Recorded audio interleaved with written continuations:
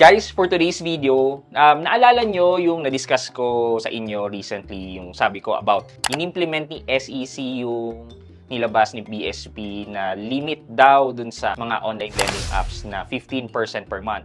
So if you remember that, yan. Well, based on my research, in-implement na pala ni SEC yung maximum interest rate sa mga online lending platforms. Basically, naglabas si BSP ng guideline na ang maximum interest rate lang daw is 15% per month. Check natin si Digido. Kasi parang nung nagtingin ako ng mga online lending apps na dapat isama ngayon, sabi ko parang hindi ko pa na check ulit kung si Digido ba ay parang mga mabilis cash na ang sinasabi na nilang maximum APR nila is 180%. Yan. So, gusto kong malaman natin, i-dissect natin kung si Digido ba ay gumawa na ng paraan para ma-meet na yung maximum interest rate na sinet ng government natin. Ayan. And then, syempre, check na lang natin yung reviews and kung meron bang harassment na nangyayari dito kay Digido. So, samahan niyo ako, pag-usapan natin yan. Sit back and let's discuss. Coming right up.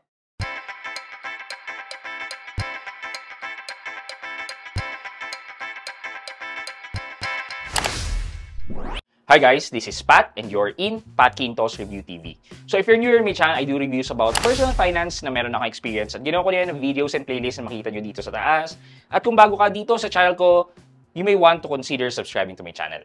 Okay, so guys, silipin nyo tong mga online lending apps na na-review na natin. Okay, so kung mapapansin nyo dito, si Digido ay nasa around 500%.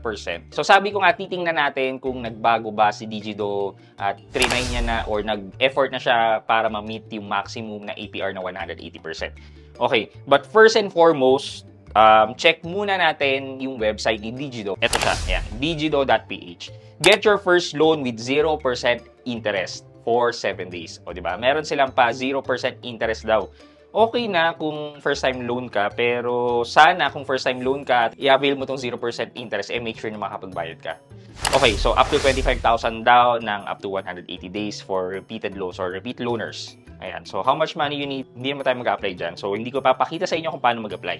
Okay, dito sabi niya, get 1,000 more and high approve rate in app daw. So, makikita daw siya sa Google Play Store and sa App Store. Silipin muna natin yung App Store. And nandyan nga siya. Silipin naman natin sa Google Play Store. Ayan, so nandito rin si Digido sa Google Play Store. Okay, so balik tayo dun sa website. Sabi niya, all operations are performed online. You don't need to have to leave your house. In only 4 minutes, you can receive up to 10,000 pesos daw on your bank account. We don't require guarantors, representation, documentation, or guaranteed deposit. The service is fully automated. Okay, so yan, create ng accounts. 9+ years of service na daw siya. I think si Digido ay siya yung dating RoboCash. Napansin ko pa to si RoboCash dati nung nagpunta kami sa Recto sa Maynila. Punta kami ng Quiapo Meron silang booth doon sa may LRT. Sa LRT mismo sa ilalim. Dati pa to siguro mga bago mag-pandemic.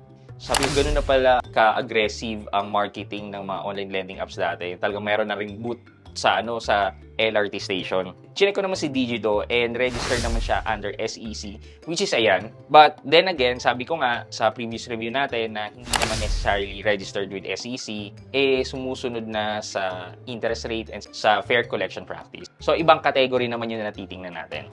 Okay, so basically, yan yung nasa website or ina-advertise ni Digido. Wala siyang sinabing interest rate pero masasabi ko dito kay Digido, okay yung website niya. Tingnan nyo, meron siyang mga additional information or learning ka makukuha sa website nila. Ito, meron silang mga articles. And for example, ito na lang. How to check your credit score in the Philippines. So, meron silang mga ganitong information. Ayan, credit score. Talaga nagtuturo sila ng tungkol sa loan. Hindi lang yung basta nagpapautang. Sa akin, okay lang naman na punta kayo dito sa website Digido. Yung mga materials na dito is okay basahin. Ito, click nyo lang yung Digido Financial Writers Team. Makikita nyo, ito yung mga articles and blogs nila. What to sell online in the Philippines 2024, Best credit card for beginners. O, diba? Online lending app sila pero nagsusulat sila ng blogs about credit cards, small business franchise, etc. Yun ang nakita kong kinagandahan ni Digido. Hindi lang pagpapautang pero ini-enrich din niya yung financial intelligence natin. But wait guys, I am not sponsored by Digido. Sabi ko nga, pag napunta kayo dito sa website nito, try nyo basahin. Meron kayong matututunan kahit papano dito sa mga vlogs nila. Okay, so tapos na tayo sa website ni Digido. Tingnan natin yung sa mga apps. So, I guess, mas punta na lang tayo dito sa Google Play Store instead sa App Store. Okay, about this app. So, yun nga, 0% interest daw on your first loan. Tapos, one valid ID lang. Ito, yun pa rin. Hindi pa rin niya binabago yung na-advertise niya. Maximum APR pa rin niya ay 36%. Punta tayo sa App Store. Ganun din. So, copy-paste lang. Up to 36% din ang APR nila. Anyway, medyo nalungkot ako dito. Wala pa walang pagbabago si Digido. So, dito, yung nakuha kong information sa Reddit, meron siyang 3,000 pesos na loan. And then, sa 3,000 pesos na yun, payable siya in 30 days. Tapos, yung 30 days na yon, meron siyang first minimum payment amount na 1,800 pesos. And then, if isa-settle down naman niya yung full amount ng 3,000 pesos, lalabas na around 4,800. So, meaning, sa 3,000 na hiniram mo, ang minimum payment na sinasabi nila na 1,800, ay basically yun lang yung interest. So, pag-aralan ko rin dito or na-research ko rin na kapag puro minimum payment ang binabayaran mo with Digido, laging puro yung mga interest lang yung nababayaran mo at walang nababawas sa principal.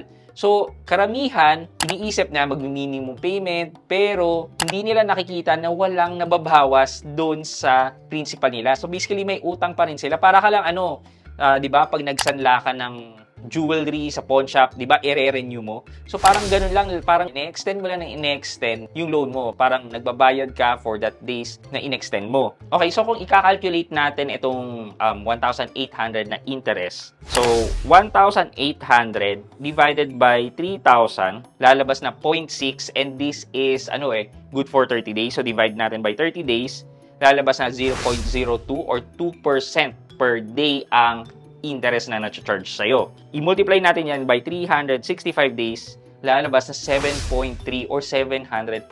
Ang laki, no? Yung 1,800 para sa 3,000 pesos na good for 30 days. 1,800 times 12, lalabas na 21,600 yung interest niya sa loob ng isang taon. Yun basically yung APR yung kabuang cost of loan in 1 year. Kaya natin minumultiply by 12.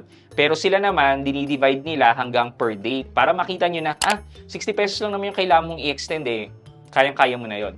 Parang ganon. Pag dinidivide kasi natin ng days, isipin nyo na manageable. Pero pag minultiply mo na yung days into weeks, into months, medyo malaki na para dun sa principal amount na hiniram mo. Guys, isa pa sa kailangan nating tandaan dito. Nag-charge talaga siya ng daily interest. May nakita pa nga ako isang YouTuber, sabi niya 8,000 daw ang hiniram niya. Tapos, hindi na siya nagbayad ng around 8 months na lumobo yung 8,000 niya na naging 30 plus thousand. Well, ang masasabi ko lang naman sa inyo para hindi kayo masyadong matakot kung nasa ganyang sitwasyon kayo is meron ng precedents kasi na napagdesisyonan si Supreme Court yung kay BPI credit card versus sa isang hindi ko na matandaan yung pangalan ito na lang nilagay na lang ng editor ko.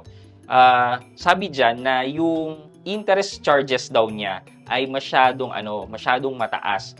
Kaya nung nag-decide ang Supreme Court, binabaan niya yung interest. So, di ba 3.5% kasi ang interest ng cards So, binabaan niya yata to 1 to 2% lang yung interest, and instead na malaki yung babayaran niya, lumiit na lang yung babayaran niya. So, in the case ng kay Digido, dun sa nasabi kong vlogger or kung sino man sa inyo nasa ganyang posisyon na sobrang taas na kailangan yung bayaran, over na ng principal, huwag kayo matakot kasi kapag nag-under kayo ng court proceedings or nasampahan kayo ng kaso, etc., malaki ang chance na i-reduce naman niya mga penalties, mga interest rate ng korte. Kaya feeling ko hindi rin gano'n nagpo-prosper yung mga cases laban sa mga hindi nagbabayad kasi pagdating nga sa court, ilo-lower down pa yung babayaran ng umutang kasi nga napaka-slavery nung interest rate na pinapataw. So, sa mga tao dyan na nasa same position, na hindi na nagbayad ng Digido, I think you may want to check for a legal advice on how you are going to proceed with your loans para naman mabawasan yung anxiety na nararamdaman nyo.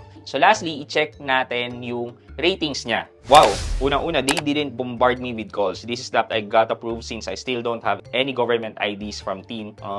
So bagong umutang siya pero at least hindi daw siya tinatawagan. Good for you. Don't ever use this loaning app. As the title says, don't ever use this app. This company has predatory prices that imagine loaning 4,000 and paying 15K due to interest. Laki, no? Scam. They only get information including SSS. 5-star. This one of the great application for those hindi natin masabi. Yung todo sign ka pa tapos rejected. Grabe, na-late lang ako ng bayad sa loan, di na nakapag-reloan.